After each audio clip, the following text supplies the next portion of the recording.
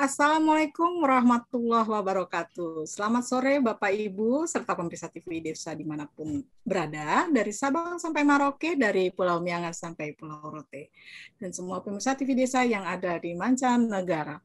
Salam bahagia kerabat desa Indonesia, salam warung saham. Bersama saya Soraya, kita jumpa kembali dalam acara obrolan warung saham dengan topik kita kali ini, jangan investasi saham sebelum kalian nonton ini. Oke, acara ini terselenggara atas kerjasama TV Desa dengan Komunitas Warsa.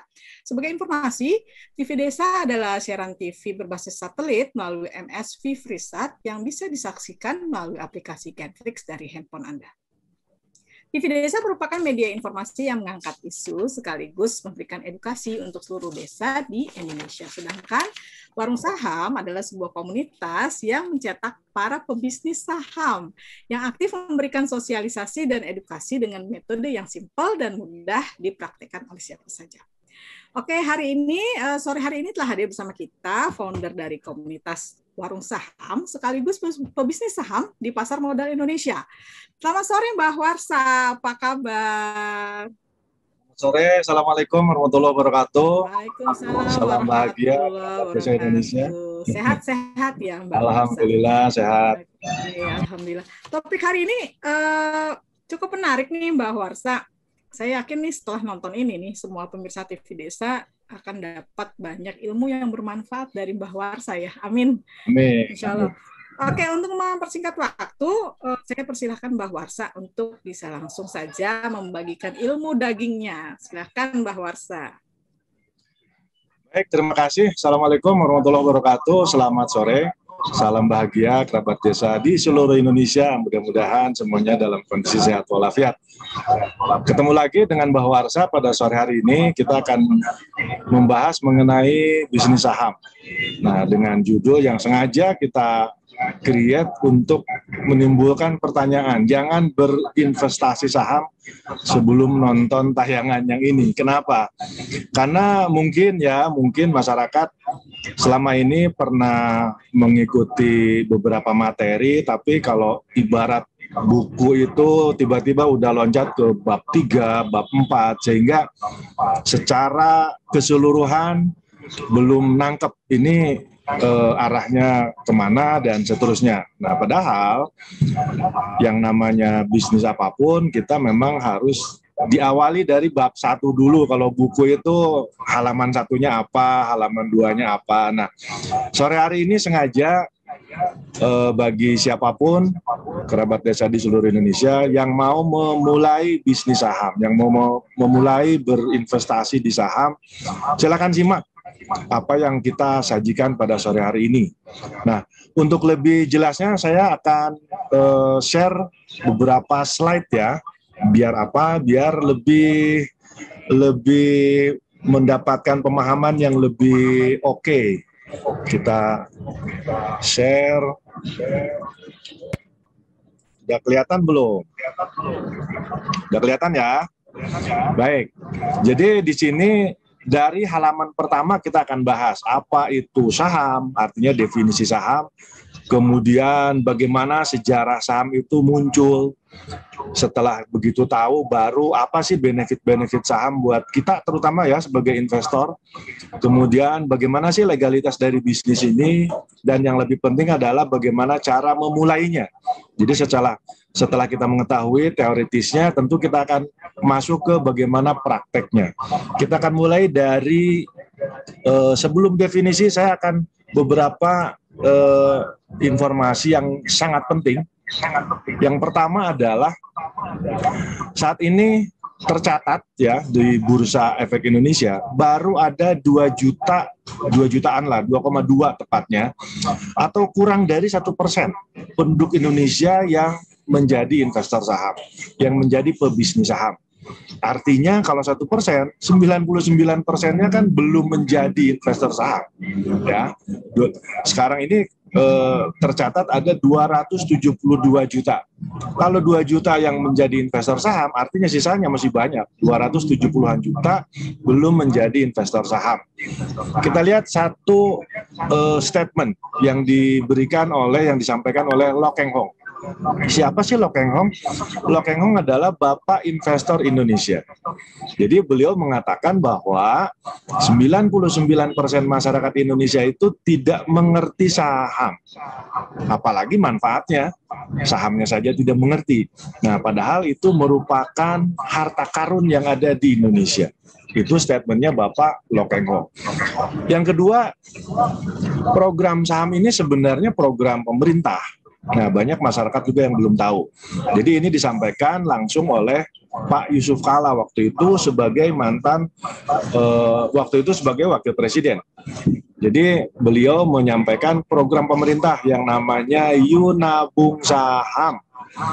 Nah, beliau sampaikan bahwa untuk meningkatkan taraf hidup atau kesejahteraan kita sebagai masyarakat itu harus memulai menjadi investor saham. Nah, jadi ini sudah jelas sekali bahwa program investasi di saham ini adalah programnya pemerintah. Artinya kalau dari sisi aman, sudah pasti aman, legal, sudah pasti legal. Tapi nanti akan kita lihat. Nah, terakhir saya ingin sampaikan juga apa yang disampaikan oleh Menteri Pariwisata kita, Menteri Pariwisata dan Ekonomi Kreatif saat ini, yaitu Pak Sandiaga Uno. Dalam satu wawancara beliau ditanya, Pak Sandi, menurut Bapak, apakah Bapak bisa sekaya sekarang kalau tanpa investasi saham?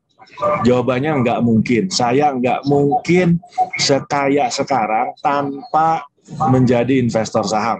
Nah, saat ini kurang lebih ya, menurut beberapa informasi di majalah, kekayaannya itu beliau sekitar 4-5 triliun. Nah, itu udah nggak bakalan habis sekeluarga 7 turunan ya. Nah, ini adalah beberapa statement mengenai saham dan mengenai kondisi orang-orang Indonesia atau masyarakat Indonesia yang berbisnis saham atau menjadi investor saham baru 2 jutaan atau 1%. Sekarang masuk ke halaman pertama nih, karena memang banyak masyarakat yang nggak ngerti. Tentu kita akan mulai dari halaman pertama, yaitu definisi saham. Saham itu apa sih?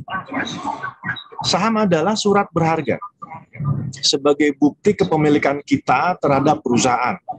Jadi Bapak Ibu semua, bahwa kalau kita punya sertifikat tanah, itu kan surat berharga. Surat berharga sebagai bukti kepemilikan kita terhadap tanah, terhadap properti. Itu adalah sertifikat. Atau kita juga bisa bilang BPKB mobil atau motor. Itu juga surat berharga sebagai bukti kepemilikan kita terhadap kendaraan bermotor. Nah, saham itu adalah surat berharga, bukti kepemilikan kita terhadap perusahaan. Jadi kalau kita punya surat berharga yang namanya saham, katakanlah sahamnya Astra, artinya saya sebagai pemiliknya Astra. Ya, jadi dari definisi sudah jelas, saham adalah surat berharga sebagai bukti kepemilikan kita terhadap perusahaan. Pemilik saham disebut pemegang saham atau juga investor. Kemudian minimal kepemilikan adalah 1 lot. Dulu 1 lot itu 500 lembar, tetapi karena pemerintah ingin sebanyak-banyaknya masyarakat Indonesia menjadi investor, diturunkan menjadi cukup 100 lembar saham. Jadi minimal beli itu 1 lot atau 100 lembar.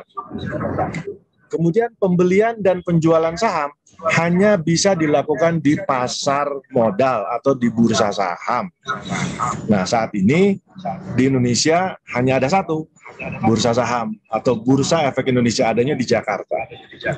Kemudian kita juga harus informasikan bahwa saham yang ada di Indonesia pasarnya itu berdiri sejak tahun 1912. Artinya sudah 109 tahun, sudah sangat lama. Ini adalah contoh saham zaman baheula, zaman dulu ya, masih dalam bentuk lembaran kertas, namanya juga sertifikat ya, atau surat berharga. Tetapi sekarang semuanya sudah digitalisasi. Jadi kalau kita beli misalkan sahamnya Bank BRI, kita hanya punya kode BBRI. Di mana adanya? Di saldo kita atau di portofolio kita. Ini adalah sejarah saham. Tadi definisinya, sekarang sejarahnya. Bagaimana sih sejarah saham itu sampai dengan Indonesia? Pertama, munculnya saham itu karena adanya pihak yang memiliki usaha dan membutuhkan dana di satu sisi. Di sisi lain, ada orang-orang yang punya dana, pemilik dana. Ini adalah sejarah awal mulanya saham muncul. Tahun 1600-an, pertama kali pasar modal itu ada di Eropa. Kemudian 1700-an di Amerika. Di Indonesia baru ada tahun 1912. Dulu ada 3, Bursa Efek Semarang, Surabaya, dan Jakarta. Tetapi setelah melewati 2 perang ya, Perang Dunia I dan II, sempat tutup. Nah, muncul lagi di awal tahun 1977, ditandai dengan emiten pertama. Emiten adalah perusahaan yang menjual sahamnya di pasar modal. Jadi ya perusahaan yang pertama di Indonesia menjual sahamnya di pasar modal adalah PT Semen Cibinong. Ini adalah gambarnya atau gedungnya Bursa Efek tahun 1912 zaman VOC ya. Nah, kemudian tahun 89 dibentuk atau didirikan Bursa Efek Surabaya, tetapi di 2007 Bursa Efek Surabaya dengan Bursa Efek Jakarta merger atau gabung, namanya menjadi Bursa Efek Indonesia sampai dengan sekarang. Ini adalah gedungnya yang sangat megah, ada di Jalan Sudirman, Jakarta Selatan. Ini sejarah saham dari mulai awal sampai saat ini di Indonesia. Mungkin dari 2 slide itu barangkali takut terlalu cepat atau bagaimana. Sebelum masuk ke benefit saham, mungkin Bu Aya ada beberapa pertanyaan dari audien atau dari YouTube atau dari pemirsa TV Desa yang lain, silakan barangkali ada yang ditanyakan. Oke, baik. Ada pertanyaan Pak Mbah Warsa dari stereotip negatif tentang saham selama ini membuat masyarakat awam Indonesia tuh takut untuk memulai investasi. Pertanyaannya adalah bagaimana komunitas Warsa bisa mengubah stereotip negatif itu dari tadinya yang negatif bisa menjadi positif dan masyarakat tidak takut lagi untuk memulai investasi. Boleh silakan dijawab. Baik. Terima kasih pertanyaan yang bagus ya. Ini bisa mewakili juga pertanyaan masyarakat Indonesia. Stereotip, takut salah ngejak saya, atau pandangan. Pandangan selama ini masyarakat terhadap saham itu memang negatif. Karena kita tahu bahwa ada 3 faktor utama yang menyebabkan kenapa masyarakat Indonesia tidak berinvestasi di saham. Kenapa masyarakat Indonesia tidak berbisnis saham? Ada 3 alasan utama. Yang pertama, tidak mengerti. Wajar tidak mengerti karena memang tidak ada mata pelajaran di sekolah mengenai saham. Yang kedua, informasi yang salah. Nah, ini kaitannya dengan stereotip tadi. Pemahaman yang salah, informasi yang salah bahwa saham itu adalah gambling, saham itu adalah judi, saham itu adalah menghabiskan uang kita dan seterusnya. Harus jadi orang pintar dulu dan seterusnya. Padahal itu salah. Informasi yang selama ini diterima oleh masyarakat itu salah. Tetapi karena sudah seperti itulah informasi yang masuk ke kita dan turun-temurun kalau boleh dibilang, sehingga memang orang kalau bicara saham, main saham, udah negatif aja bawaannya. Nah, untuk itu tidak saja kita ya dari komunitas warung saham, tapi seluruh praktisi pasar modal. Saat ini kan banyak nih tempat-tempat kursus, lembaga-lembaga pendidikan, khususnya komunitas-komunitas saham seperti warung saham memulai memberikan sosialisasi dan edukasi. Kenapa? Karena kita bagaimanapun ya kepanjangan tangan dari pemerintah. Karena ini programnya pemerintah, kitalah yang menjadi salah satu ya dari sekian banyak yang memberikan informasi yang benar, meluruskan informasi yang salah bahwa berbisnis saham adalah bisnis yang aman, yang legal, yang diawasi OJK, yang merupakan program pemerintah, yang benefitnya banyak. Nanti akan kita bahas apa itu benefit-benefit saham. Nah, jadi kalau bicara apa sih yang dilakukan oleh Warsa dan teman-teman praktisi saham yang lainnya, ya tentu kita secara terus-menerus melakukan sosialisasi dan edukasi baik melalui offline maupun online seperti pada sore hari ini.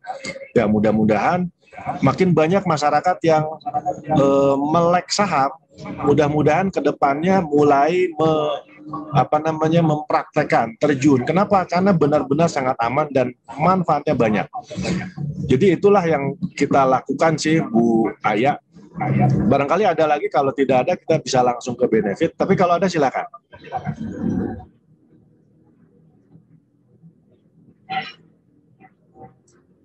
Baik, sambil menunggu pertanyaan lanjutan ya, kita akan bahas nih, apa sih benefit dari saham? Sebenarnya benefit itu banyak ya, kita bagi dua secara garis besar.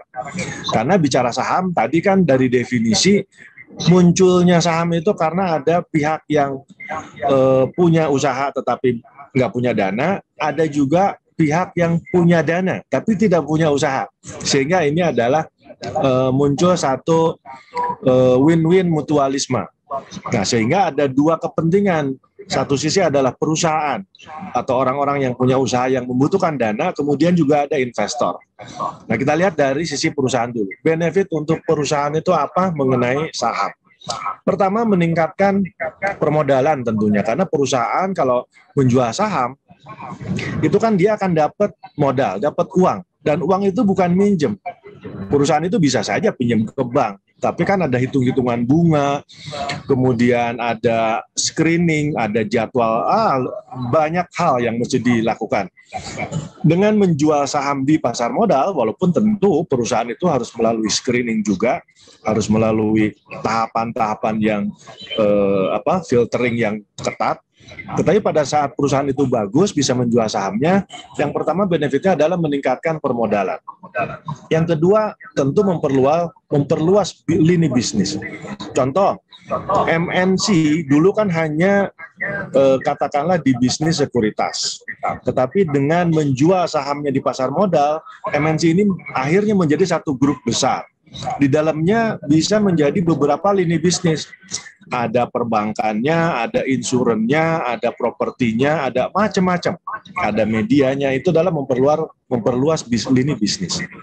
Kemudian juga meningkatkan citra, value, nilai dari perusahaan. Kenapa?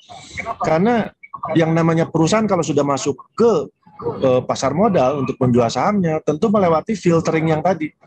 Jadi selalu dilakukan eksternal audit sama eksternal auditor, kemudian juga selalu diawasi oleh OJK, dan seterusnya. Artinya memang nilai dari perusahaannya itu bagus. Kemudian juga menghindari konflik internal. Biasanya kalau perusahaan baru dibentuk, itu kan perusahaan kecil, belum ada konflik lah. Tapi pada saat perusahaan sudah mulai besar, biasanya ada konflik interest antara, walaupun itu keluarga. Nah, untuk menghindari konflik internal di perusahaan, dengan menjual saham ini, karena pada saat menjual saham, tentu perusahaan itu kan tidak dimiliki oleh internal tadi, tetapi dimiliki oleh masyarakat. Sehingga yang memonitor terhadap kinerja masyarakat itu lebih banyak. Itu adalah beberapa benefit untuk perusahaan. Nah, sekarang masuk ke benefit untuk kita nih. Kita sebagai investor, kita sebagai orang yang mau berbisnis saham di pasar modal. Ini ada beberapa yang ingin saya sampaikan. Pertama, mendapatkan dividen. Dividen itu adalah perusahaan yang kita beli sahamnya, apabila dia dapat keuntungan, kita akan dapat share-nya, kita akan dapat bagiannya. Seberapa besar jumlah saham yang kita beli. Pak, bagaimana kalau perusahaannya rugi? Nah, disitulah perlu bimbingan dan pelatihan bagaimana cara memilih saham-saham yang betul, saham-saham yang baik. Jadi yang pertama adalah mendapatkan dividen. Yang kedua, mendapatkan capital gain. Contoh, perusahaan Astra dulu itu kan kecil. Nah, dengan berkembangnya waktu, kemudian perusahaan tumbuh besar, nilai perusahaan besar, tentu nilai saham juga akan meningkat. Katakanlah kita beli di harga 1.000 per lembar. Setelah sekian lama perusahaan jadi bagus, kemudian si saham itu harganya menjadi 1.500. 1.500 padahal kita belinya di harga 1.000. Selisih yang 500 itulah yang disebut capital gain. Jadi capital gain adalah peningkatan nilai saham yang kita beli. Kemudian kita juga mendapatkan stock split. Stock split adalah pemecahan jumlah saham jadi banyak. Jadi kalau kita beli saham, misalkan satu lot, harga 1.000 per lembar, perusahaannya bagus, kemudian harga sahamnya meningkat jadi 10.000. Nah, kalau diadakan stock split, itu nilai 10.000 bisa turun jadi katakanlah 5.000, tetapi saham kita jadi lebih banyak. Tadinya 1 lot jadi 2 lot. Secara nilai sama, tetapi jumlah saham berbeda. Ini kaitannya dengan dividen. Karena dividen itu pengalinya adalah jumlah lembar saham yang kita miliki. Kemudian kita juga akan dapat pengakuan. Ini kan pengakuan, undangan RUPS, Rapat Umum Pemegang Saham. Jadi walaupun kita beli hanya 1 lot atau 100 lembar, tetap kita diakui dan kita dikirimi email pemberitahuan bahwa Bapak, Ibu sebagai pemilik saham dari perusahaan ABC misalkan, silakan bisa hadir untuk mengikuti acara RUPS. Minimal kita jadi tahu, oh ternyata RUPS itu seperti itu. Kita di situ bisa ketemu dengan investor lain, kita juga bisa ketemu dengan para direksi, walaupun kita hanya beli 1 lot. Ini adalah beberapa manfaat ya. Jadi banyak sekali manfaatnya, baik untuk perusahaan maupun kita sebagai untuk investor. Kemudian lanjut ada pertanyaan masuk nih Pak Iwan. Boleh. Lanjut. Silakan. Pak Iwan, masih ada slide lagi? Silakan, pertanyaan nggak apa-apa. Oke, dari benefit yang tadi nih Pak Iwan ada pertanyaan. Saham apa nih yang dari dulu sampai sekarang harganya nggak pernah turun, bahkan terus naik? Karena mungkin masyarakat juga ada yang sudah pernah tahu, cuman mungkin karena kurangnya edukasi jadinya hilang lagi ilmunya gitu loh Pak Iwan. Boleh Mbak Warsa, boleh bisa dijelaskan Mbak Warsa? Baik. Jadi yang namanya harga saham itu perlu saya sampaikan tidak ada yang secara secara linear tuh lurus gitu naik, juga tidak ada yang lurus datar gitu, nggak ada.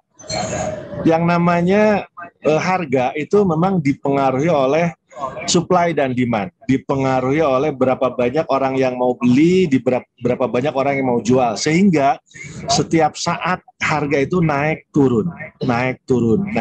Tetapi secara jangka panjang itu akan membentuk kurva linear.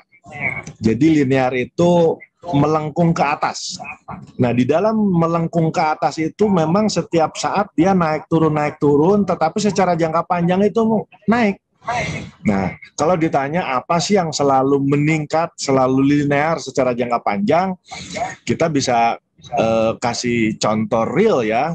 Misalkan Astra Internasional, kemudian sektor perbankan, contoh Bank BRI, kemudian sektor consumer good, misalkan Unilever, dan banyak sekali. Minimal kita harus tahu dulu saham-saham apa yang layak kita beli. Nah, nanti tentu di dalam pembahasan bimbingan dan pelatihan kita akan ajarkan ke seluruh member-member Warsa. Jadi kalau ditanya ada sih yang terus naik, memang nggak ada. Yang ada adalah naik turun, tetapi secara jangka panjang kurang lebih akan naik. Itu banyak saham yang bisa kita informasikan. Kurang lebih seperti itu, Bu Aya. Oke, baik. Terima kasih Mbak Warsa.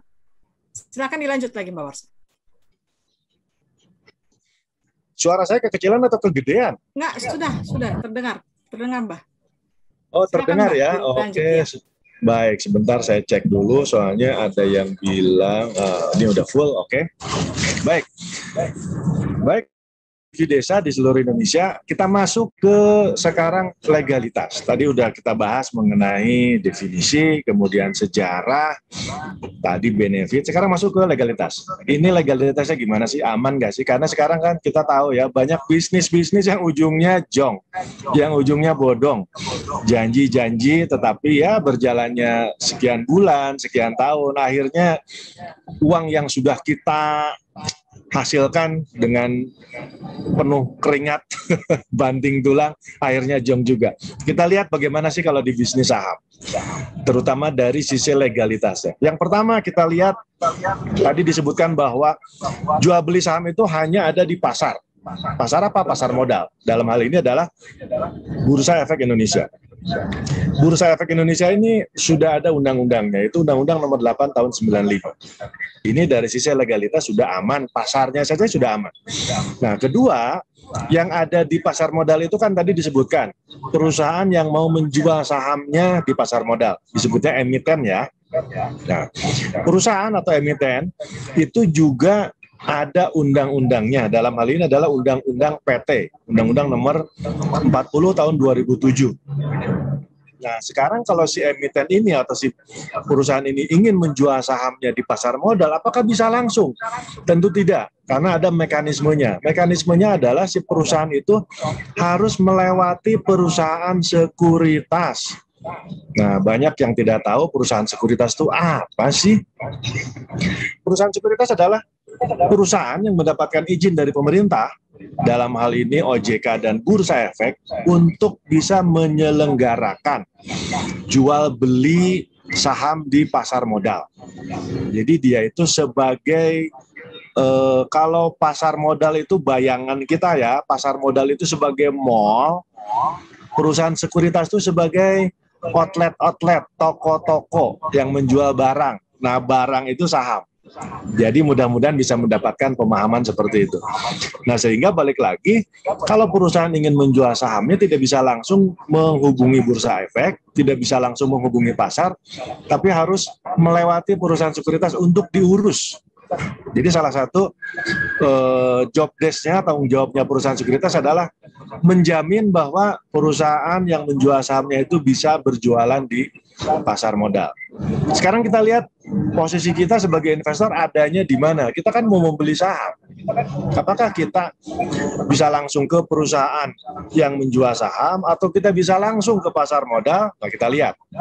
Kita sebagai investor yang ingin membeli sahamnya di pasar modal, itu kita tidak bisa langsung menghubungi perusahaan yang menjual saham, tetapi kita harus melewati bank kastodian.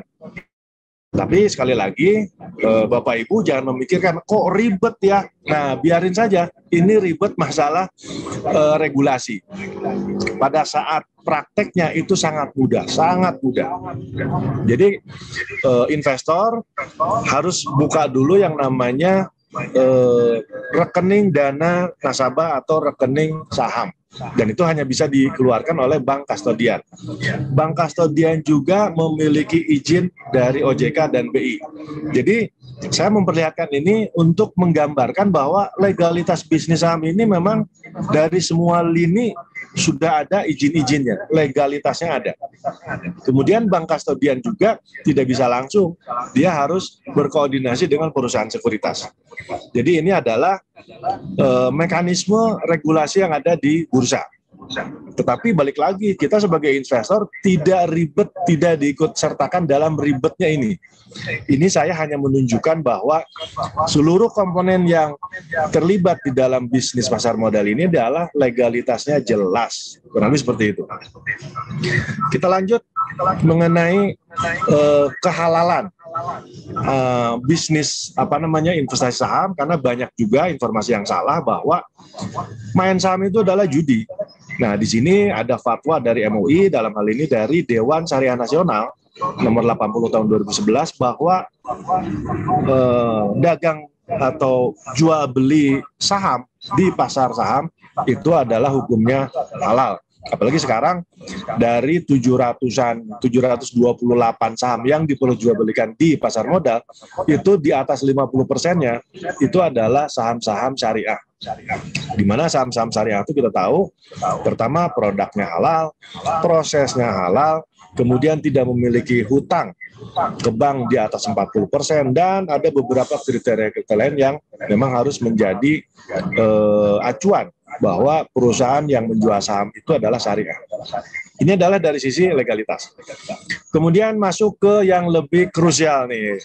Dari tadi kita bahas mengenai teori, sekarang bagaimana cara memulainya.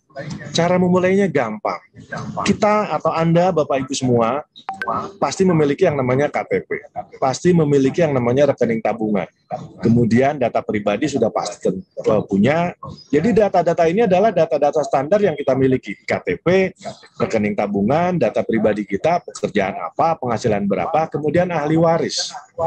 Nah, setelah kita memiliki dokumen-dokumen yang diminta, kita bisa melakukan sendiri. Kita juga bisa melalui lembaga kursus, lembaga pendidikan, atau lembaga-lembaga khusus mengenai saham, atau juga melalui seperti kita, komunitas. Baru masuk ke sekuritas, ya, perusahaan sekuritas yang tadi. Jadi dari data-data yang sudah kita kumpulkan, kita bisa sendiri, kita bisa melewati yang namanya tempat kursus atau lembaga pendidikan, atau melewati kita komunitas. Nanti kita lihat perbedaannya. Nah, setelah masuk ke sekuritas, data-data kita, nanti dari sekuritas akan diteruskan ke bank. Dalam hal ini bank kustodian.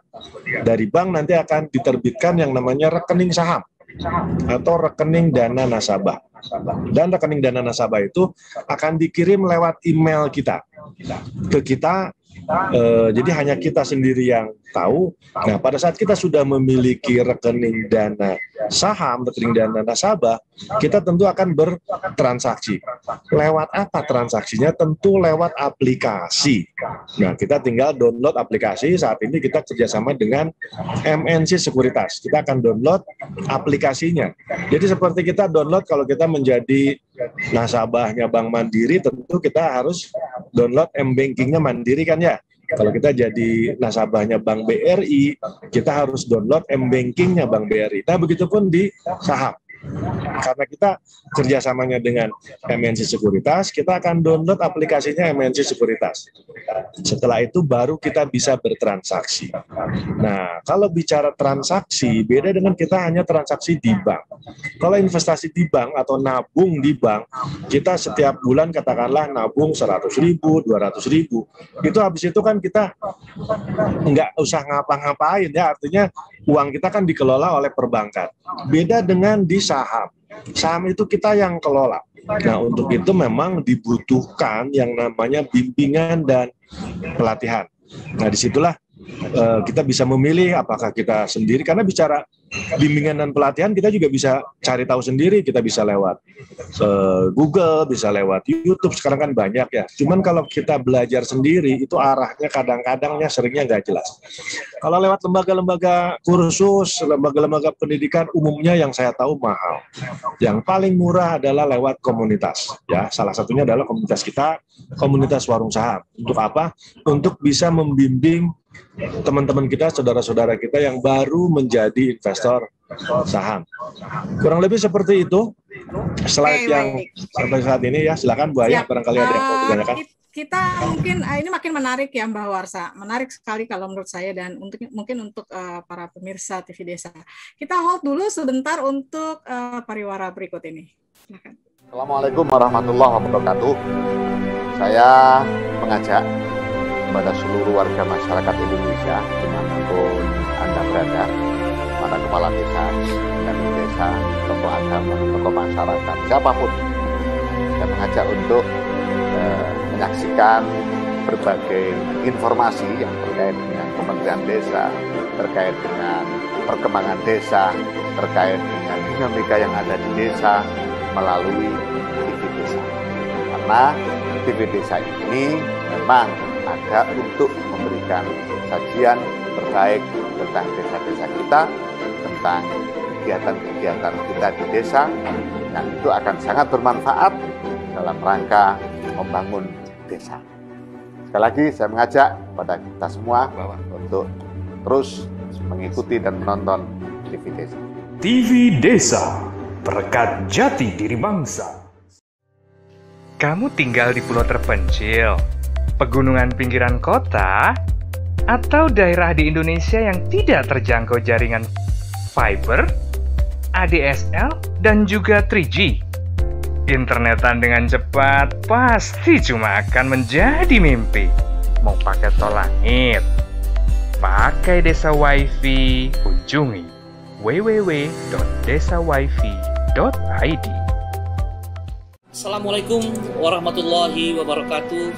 Saya Beni Irwan, Kepala Pusat Penerangan Kementerian Dalam Negeri.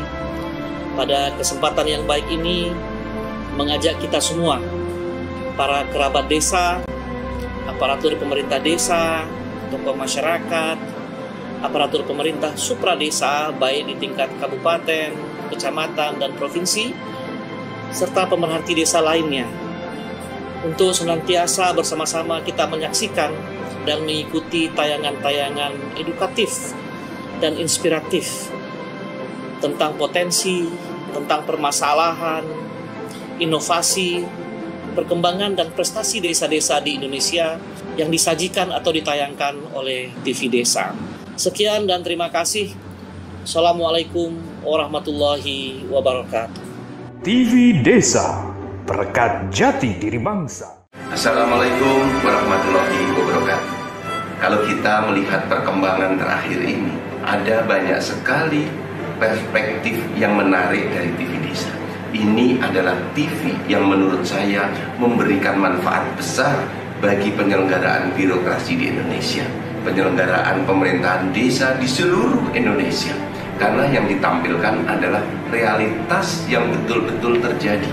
Yang ada di TV Desa adalah gambaran-gambaran bagaimana masyarakat kita, bagaimana pemerintahan kita, dan di sini ditampakkan progres-progresnya. Saya sendiri merasakan banyak mendapatkan manfaat. Saya adalah salah satu penikmat, penonton, pemerhati TV Desa. Jadi rekan-rekan semua, mari tonton TV Desa, ikuti TV Desa, jangan pernah bosan. Ini inspirasinya banyak. Terima kasih TV Desa, terima kasih kerabat desa. Assalamualaikum warahmatullahi wabarakatuh. TV Desa, perekat jati diri bangsa. Oke, kembali lagi di obrolan warung saham. Ada beberapa pertanyaan masuk di sini Mbah Warsa, tapi mungkin Mbah Warsa masih ada slide-nya yang mau diselesaikan. Karena ini ilmunya saya merasa amat sangat bermanfaat ini, karena banyak orang dan masyarakat awam yang mungkin nggak tahu ya. Oh, ternyata seperti ini. Bagaimana cara berinvestasi, karena ya itu kembali lagi ke stereotip yang tadi itu. Dan ternyata komunitas warung saham bisa mematahkan stereotip negatif ini. Silakan Mbah Warsa. Baik. Pemirsa TV Desa yang bahagia, masih ada beberapa tes. Suara saya kedengeran? Ya. Ya. Oke. Saya akan lanjut dengan masih ada beberapa slide ya, supaya apa? Supaya lebih pemahamannya lebih dapat lah ya. Tadi sampai mengenai kenapa kita harus berinvestasi. Ya, tadi kan dijelaskan mengenai definisi saham itu apa, kemudian sejarahnya, manfaatnya, legalitasnya. Nah, itu kan sudah dapat tuh, semuanya sudah dapat. Oke, kalau begitu saya akan memulai deh. Tadi kan bagaimana caranya memulai juga sudah kita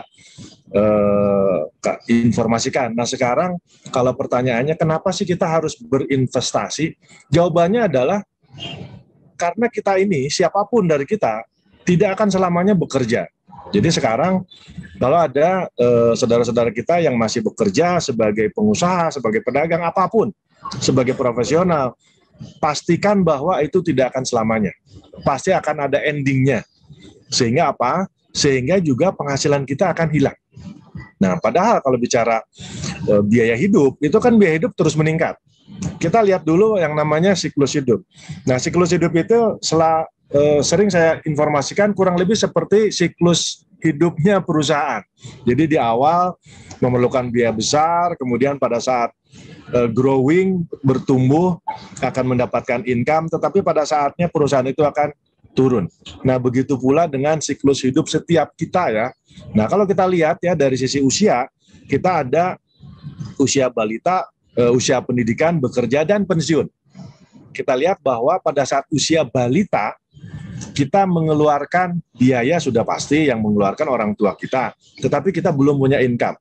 Begitupun pada saat kita melakukan di usia pendidikan, kita sekolah dari mulai SD sampai perguruan tinggi misalkan, kita belum dapat income. Tetapi dipastikan itu berbiaya makin besar. Dan pada saat masuk ke usia bekerja atau usia produktif, kita baru tuh di situ yang namanya dapat income. Dan income disitulah yang bisa menutup biaya hidup kita. Tetapi, nah sekali lagi saya informasikan bahwa setiap kita pasti melewati siklus ini. Ada dua, pensiun yang secara normal usianya masuk usia pensiun, atau pensiun yang secara kondisional.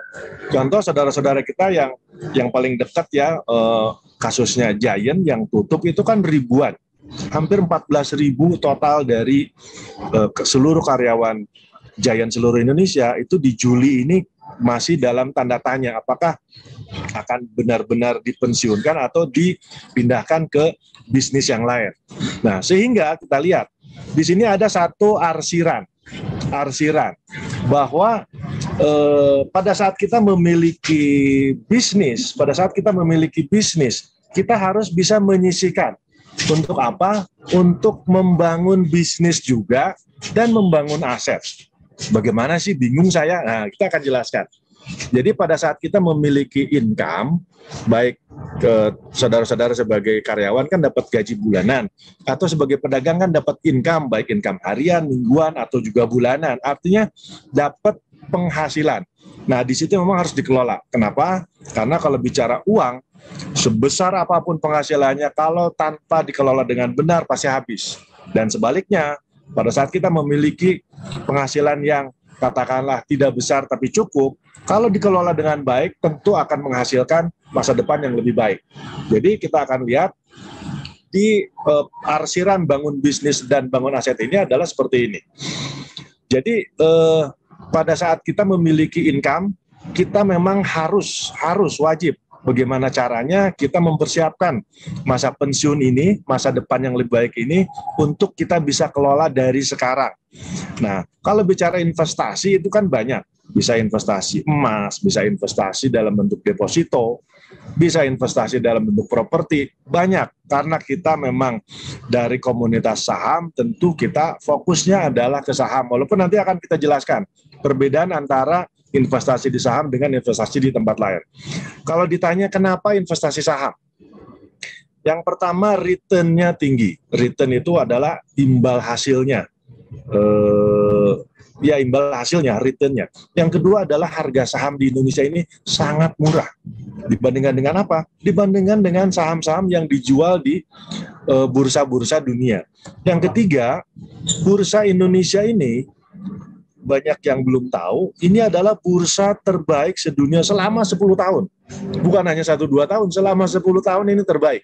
Jadi 3 poin pokok ini kenapa kita harus berbisnis saham, kenapa kita harus berinvestasi saham. Kita akan lihat nih, saya ambil 3 contoh saja ya, uang kita kalau didepositokan berapa, dibelikan emas setiap bulan berapa, kalau di saham berapa. Kalau kita menyisihkan uang, misalkan 500.000 setiap bulan selama 10 tahun, uang kita itu kalau dikalikan hanya 60 juta. Kalau uang itu setiap bulan 500.000 kita masukkan deposito, akan berkembang, itu kan bicara return ya, akan berkembang menjadi 90 juta. Kalau kita belikan emas dengan asumsi 10% setahun pertumbuhannya, uang kita akan bertumbuh menjadi 180 juta. Bagaimana kalau kita belikan saham? Ini teman-teman, saudara-saudara bisa lihat. Ya, jadi akan menjadi ratusan juta. Apakah ini kalkulasi, asumsi, atau proyeksi? Bukan, ini adalah real. Data yang saya ambil dari Bursa Efek Indonesia selama rentang 10 tahun. Dengan uang yang sama, 500.000 setiap bulan. Ya, jadi ini tadi juga ditanyakan di awal sama salah satu audien lewat Ibu Soraya bahwa apa sih saham yang kira-kira terus menaiknya, kurang lebih seperti ini. Jadi ada Astra, ada Kalbe, ada Bank BRI, ada Unilever, dan seterusnya. Ini adalah perbandingan antara investasi kita di deposito, emas, dan saham. Judulnya kan tadi, kenapa sih kita harus di saham? Ini adalah jawabannya. Yang kedua, Bursa Indonesia ini terbaik selama 10 tahun. Artinya return-nya, kinerjanya terbaik. Dan yang ketiga, harga saham di Bursa Efek Indonesia sangat murah. Tadi disebutkan di awal bahwa satu lot adalah 100 lembar. Nah, untuk satu lot yang paling mahal di Indonesia, itu saya ambil 3 besar ya, dari 728 saham, yang termahal kurang lebih ini. Ada Gudang Garam, 3.800.000 per lot. United Tractor, 2.200.000 per lot. Indosmen. Kita bandingkan dengan sahamnya perusahaan-perusahaan di luar negeri. Apple itu udah ratusan juta. Google itu hampir 3 miliar. Tesla itu hampir 1 miliar. Artinya, untuk kita masuk ke bisnis saham di luar negeri itu sangat susah lah dari sisi harga ya. Jadi ini adalah 3 poin penting kenapa kita berbisnis saham. Return tinggi, pasarnya bagus, yang ketiga saham di kita sangat murah. Nah, sekarang masuk ke Warsa, warung saham. Nah, mungkin setelah ada slide ini ada pertanyaan nih dari pemirsa ya. Saya kasih kasih materi dulu sedikit ya mengenai apa sih komunitas warung saham, bedanya dengan yang lain seperti apa. Kalau bicara lebih sama dengan yang lain, kita ingin menjadi wadah terbaik dalam edukasi investasi saham. Makanya dalam 1 minggu itu kita full. Setiap hari kita memberikan edukasi ke sebanyak-banyaknya masyarakat Indonesia. Yang kedua, misi kita yang dilakukan oleh kita adalah memberikan sosialisasi dan edukasi. Selalu seperti itu. Dan kita punya metode yang simple dan mudah dipraktikkan oleh siapa? Oleh siapapun. Yang penting Bapak Ibu sudah pernah yang namanya melakukan aplikasi atau mengoperasikan aplikasi M-Banking, atau mungkin ya beli lewat Lazada, blibeli.com, kurang lebih seperti itu, semudah itu. Kemudian bedanya apa dong dengan komunitas lain? Nah, bedanya ada 2, ada 3. Yang pertama adalah metode kita simple. Metode kita simpel dan mudah dipraktekkan. Yang kedua, biaya kita ini relatif murah. Silakan aja Bapak Ibu bisa searching ya di internet, ada nggak yang lebih murah dari kita. Nah, kita ada 2 kelas. Yang pertama adalah kelas reguler. Bedanya apa? Sama saja. Bedanya kalau untuk perorangan bayarnya 1.500.000, tapi kalau untuk secara kloter istilahnya atau batch atau kelompok, kita bisa kasih 30%-nya atau 500.000, tapi minimal 10 orang. Terus bagaimana cara masuk menjadi member Warsa? Kita sudah punya webnya www.warungsaham.com. Mungkin ada yang bertanya sampai situ, Ibu Soraya, silakan. Baik, tadi ada yang sudah dijawab, tapi ada lagi nih pertanyaan Mbah Warsa. Bagaimana masyarakat bisa mulai berinvestasi saham? Apakah bergabung menjadi member komunitas adalah cara paling efektif untuk bisa menghasilkan cuan yang besar? Kalau memang iya, bagaimana trik untuk memilih komunitas yang tepat? Mengingat saat ini tuh banyak sekali komunitas yang mengklaim bahwa bisa cuan besar dan anti rugi dan lain-lain. Boleh dijelaskan, Mbak Warsa? Baik, terima kasih. Pertanyaannya bagus ya. Jadi pemirsa TV Desa di seluruh Indonesia, pertanyaannya tadi bagaimana kita bisa belajar saham lah kurang lebih ya. Ada 3 cara. Yang pertama kita bisa belajar sendiri. Sekarang kan banyak ya, kita bisa beli buku, atau yang paling gampang adalah kita klik YouTube belajar saham, itu muncul itu kan. Nah, tetapi balik lagi, kalau kita cari sendiri, seperti bayangkan saja kita masuk ke hutan, mau menuju ke satu tempat, kita nggak punya kompas misalkan, nggak punya Google Map, kita akan mutar, ya, bukannya nyampe malah bisa nyasar. Itu yang pertama ya, kalau tidak dibimbing, kalau sendiri. Yang kedua, Bapak Ibu bisa lewat yang namanya lembaga-lembaga pendidikan atau tempat-tempat kursus, dan itu biasanya biayanya mahal. Setahu saya biayanya itu bisa bulanan, bisa 6 bulanan, bisa tahunan, dan itu jutaan. Yang paling murah sebenarnya lewat komunitas seperti kita. Apakah komunitas ada 1? Di Indonesia kurang lebih ada 70. Jadi silakan aja Bapak Ibu, komunitas saham itu banyak. Dan silakan saja kalau bicara biaya silakan. Sampai dengan saat ini biaya di Warsa itu paling murah. Yang kedua, di kita ini metodenya sangat simpel. Kenapa kita bikin simpel? Karena kita tahu fakta bahwa masyarakat di Indonesia banyak yang belum paham. Artinya kita harus memberikan kemudahan. Jangan sampai kita untuk masyarakat yang awam kita sajikan harus pinter ya. Pinter apa? Pinter menganalisa laporan keuangan, pinter menganalisa ini, analisa itu. Orang boro-boro pengen untuk belajar, udah lihat begitu aja udah males. Nah, makanya kita dibikin satu metode yang sangat simpel, sangat mudah, siapapun bisa menjadi membernya Warsa, dan kita guarantee sampai bisa. Jadi dengan biaya hanya sekali bayar 1.500.000 atau lewat yang kloter 10 orang, per 10 orang 500.000. Nah, kita akan ajari. Nah, tadi disebutkan juga bahwa bagaimana caranya kita bisa memilih ya. Tentu memang Bapak Ibu harus menjadi membernya Warsa dulu, baru kita nanti akan bimbing. Karena nanti ada slide-nya kalau tidak salah. Nah, ini adalah manfaat-manfaat menjadi membernya Warsa. Jadi pertama, pengurusan rekeningnya yang tadi di slide sebelumnya kan, waduh ribet gitu ya. Nggak usah ribet, kita urus sampai dengan Bapak Ibu dapat yang namanya RDN atau rekening saham. Kemudian Bapak Ibu kita masukkan ke grup khusus, ke grup premium khusus member. Yang ketiga juga dapat kelas member, bisa mengikuti kelas member, bisa juga mengikuti kelas non-member, karena banyak yang newbie ya, jadi untuk menambah wawasan silakan ikut kelas non-member. Kemudian juga dapat yang namanya live trading, setiap hari Senin pagi jam 8.30, kurang lebih 1 sampai 1,5 jam. Itu setiap minggu, setiap hari Senin.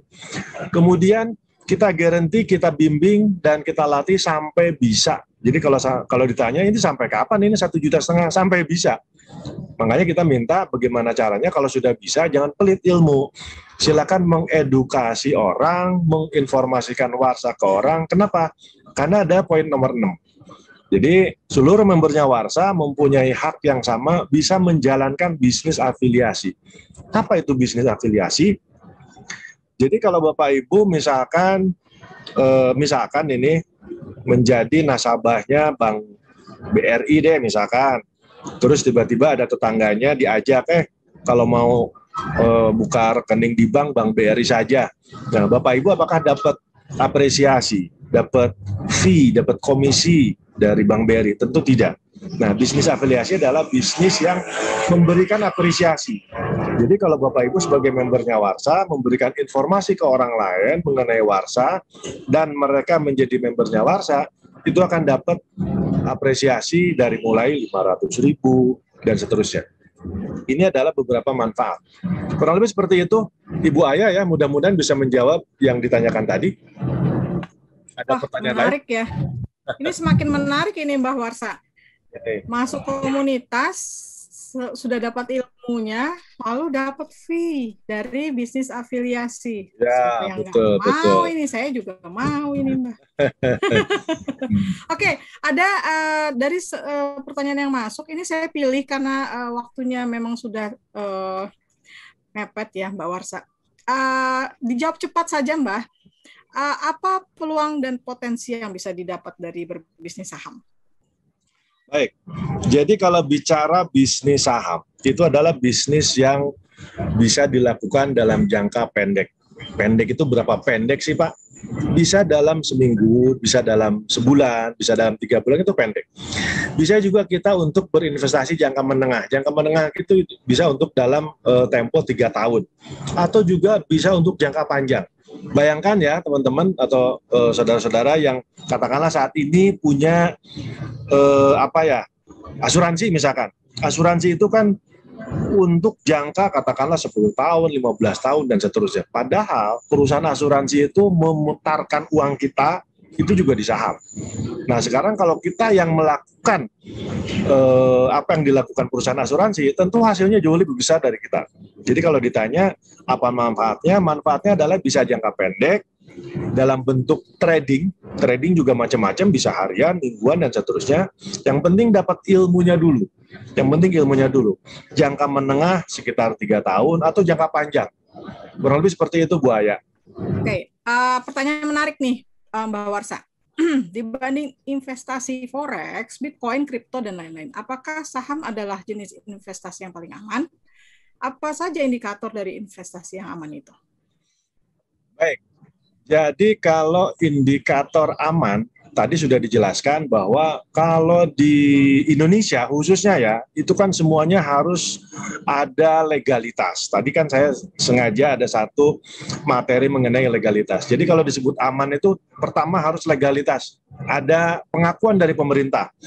Nah, kalau bisnis saham udah jelas, legalitasnya aman dan seterusnya. Sekarang kalau bicara forex, forex itu sebenarnya kalau bicara jangka panjang, itu bukan untuk investasi.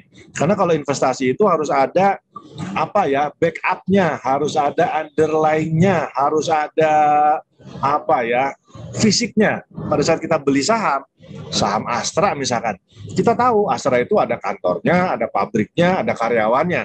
Tapi kalau kita bicara forex, bicara cryptocurrency misalkan, itu lebih ke trading. Tapi kalau untuk investasi jangka panjang, secara underlying-nya, secara backup-nya itu nggak ada. Itu pendapat saya. Ya, barangkali mungkin pendapat-pendapat yang lain berbeda, silakan. Tapi menurut pendapat saya seperti itu. Bahkan kalau di Indonesia memang, terutama untuk kripto ya, itu masih dalam tanda petik abu-abu, bahwa kripto itu bukan untuk investasi, tetapi sebagai barang komoditas. Itu ada di Bapepti, yang saya tahu seperti itu. Jadi kalau bicara yang paling aman apa? Ya mungkin karena saya juga praktisi di bidang saham, tentu menurut saya adalah saham. Dan itu disampaikan juga oleh beberapa investor saham yang lain, Pak Lo Keng Hong, Sandiaga Uno, dan lain-lain. Mudah-mudahan bisa menjawab ya. Oke, pertanyaan terakhir, Mbah Warsa, pertanyaan terakhir. Apakah investasi saham itu aman dan dibenarkan dalam hukum syariah Islam? Ini bisa dijelaskan sekaligus nanti saya minta closing statement dari Mbah Warsa. Oke, baik. Apakah investasi saham itu aman dan syar'i ya secara syariat Islam? Pertama, kalau bicara aman, ini sangat aman. Pertama, kenapa? Legalitas jelas, diawasi OJK, karena ini instrumen-instrumen investasi keuangan. Kemudian juga uangnya ada di mana? Uangnya di rekening kita sendiri. Ya, beda dengan kita nitip ke orang. Semuanya ada dalam pengelolaan kita. Nah, saudara-saudara, Bapak Ibu hanya mendapatkan keilmuannya dari Warsa bahwa bisnis saham yang benar adalah begini. Jadi itu bicara aman, sangat aman. Yang kedua, apakah bisnis saham ini halal? Tadi sudah disebutkan ada fatwa dari MUI. Dalam hal ini Dewan Syariah Nasional sudah mengeluarkan fatwanya bahwa jual beli atau bertransaksi saham di pasar modal Indonesia itu halal. Tetapi memang harus dibatasi kepada apa? Kepada beberapa kriteria. Contoh, produknya tentu produk halal, tidak mengandung alkohol, minyak babi, dan seterusnya. Yang kedua, prosesnya juga halal. Yang ketiga, tidak memiliki utang yang di atas 40%. Itu adalah beberapa kriteria. Total kalau tidak salah ada 11 kriteria yang ada di Dewan Syariah Nasional. Ini adalah pertanyaan terakhir dari teman-teman atau dari Bu Soraya. Nah, sekarang sebagai closing statement, sekali lagi bahwa karena ini merupakan program pemerintah, program yang sangat aman, diawasi OJK, bagaimana caranya kita mau mempersiapkan masa depan yang lebih sejahtera, banyak pilihan atau banyak alternatif untuk kita memulai berinvestasi. Tetapi dari sekian banyak yang kita tahu bahwa di bisnis sahamlah, di investasi sahamlah yang akan memberikan return yang tinggi, yang akan memberikan insya Allah masa depan yang lebih baik dan lebih sejahtera. Silahkan bagi Bapak Ibu yang berminat, tidak usah takut, tidak usah ragu bahwa kita nggak mengerti, semuanya juga sama. Kita akan berikan bimbingan dan pelatihan untuk seluruh masyarakat. Mudah-mudahan program pemerintah menjadi nyata bahwa sebanyak-banyaknya penduduk Indonesia akan menjadi investor di negeri sendiri. Kita menjadi tuan rumah di negeri sendiri. Kurang lebih seperti itu. Oke, terima kasih untuk closing statement-nya Mbah Warsa.